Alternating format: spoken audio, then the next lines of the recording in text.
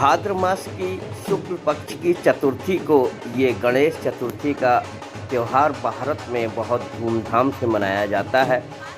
और भारत वैसे तो त्योहारों का देश कहा जाता है, कंट्री ऑफ फेस्टिवल्स। तो ये गणेश चतुर्थी क्यों मनाई जाती है, इसके पीछे आपने ढेर सारी अलग अलग तरह की कहानियाँ सुनी होंगी।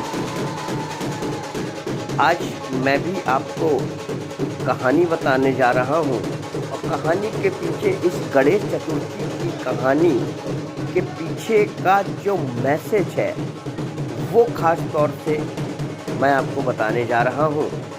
और आपको बताता चलूँ साथियों कि ये जो वीडियो और फोटोग्राफ्स आप देख रहे हैं, ये National Institute of Fashion Technology Kangra Himachal Pradesh के कॉलेज की ओरिजिनल फोटोग्राफ्स और तस्वीरें हैं। तो चलिए फटाफट इसके पीछे एक कहानी मैं भी बताता हूँ और उसके साथ के संदेशों को बताता हूँ। तो वीडियो को अंत तक देखिएगा, अच्छी लगे तो लाइक शेयर ज़रूर कीजिएगा, चैनल को सब्सक्राइब कर लीजिएगा। तो क्या होता है कि धन के देवता जो कुबेर हैं, उनको ये पता था कि मैं धन का देवता हूँ, तो उनको घमंड आ जाता है इस चीज़ का। और वो कहते हैं कि हम सोचते हैं कि हम अपने धन और वैभव को, अपने सारे देवताओं को एक एक करके बुला करके उनको अपना वैभव दिखाएंगे। तो सबसे पहले वो जाते हैं शंकर भगवान जी के पास में। तो शंकर भगवान जी तो त्रिदेव हैं, वो उनकी मनसा को समझ जाते हैं और वो उनसे कहते हैं कि भाई मैं तो अभी नहीं आ सकता हूँ, मैं अपने पुत्र श्री गणेश को भेजता हूँ। धन के राजा कुबेर कहते हैं मुझे तो अपना धन का वैभव दिखाना है, तो पिता न सही पुत्र ही सही। तो वहाँ जाते हैं गणेश जी और उनको अपने धन का वैभव दिखाते हैं। वो उसके बाद में बैठते हैं खाने के लिए कि आओ खाना खाओ। तो वो सोने चांदी के उसमें बर्तनों में उनको खाना खिलाया जाता है।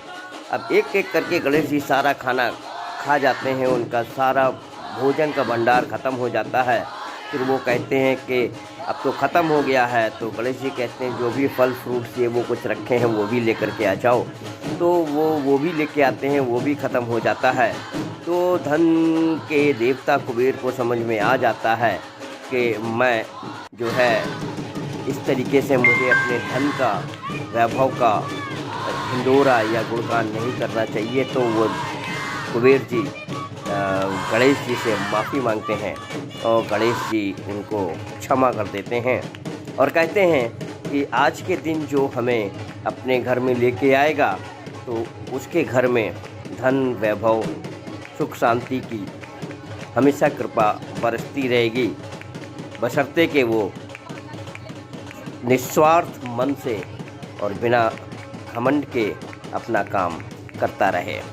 इस वजह से आज लोग अपने अपने घरों में, सभी लोग नहीं जो करते हैं, वो अपने अपने घरों में गणेश जी को लेकर के आते हैं। वहाँ से गणेश जी लौटते हैं तो काफ़ी खाना खा लिया था। तो उनकी सवारी जो मूसक होती है उस पर बैठ करके वो वापस चलते हैं अपना कैलाश पर्वत की तरफ। तो वज़न ज़्यादा हो गया था तो मूसक भी सही से चल नहीं पा रहा था और बड़ी मुश्किल से चल पा रहा था। ऐसे ही रास्ते में एक जगह जो है उसका बैलेंस गड़बड़ा गया और वो गणेश जी को जो है ना गिर पड़े मूसक अपनी सवारी के ऊपर से।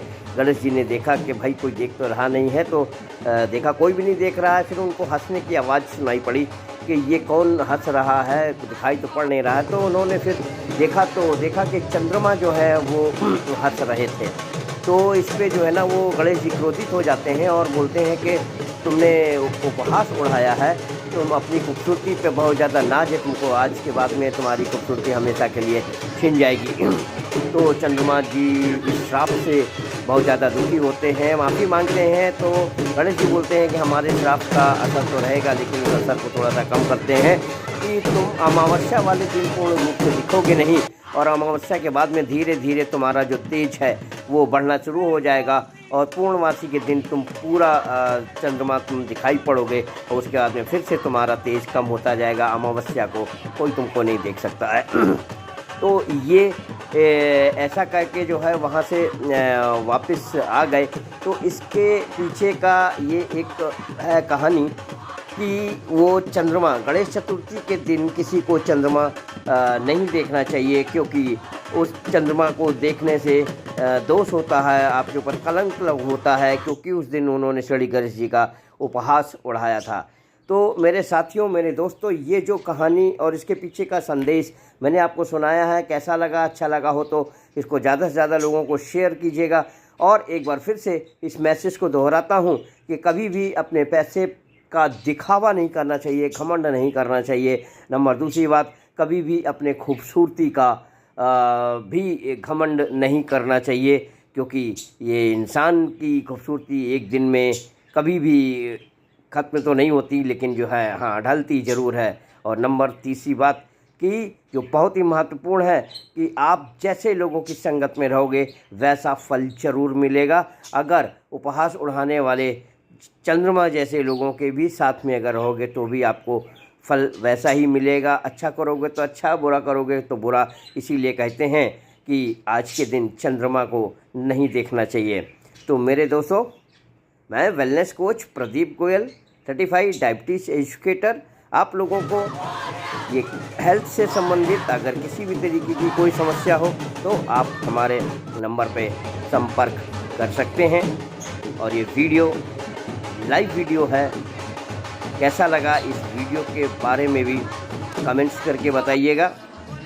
और गणेश चतुर्थी अपने घर में या जहाँ पे भी आप मनाते हैं तो बहुत ही खुशी पूर्वक मनाइए। इंसान को इंसान समझिए, उसके गरीब होने से या उसके कपड़े से, उसके काम से कभी भी उसकी बेइज्जती मत कीजिए। नमस्कार, धन्यवाद, हैप्पी गणेश चतुर्थी।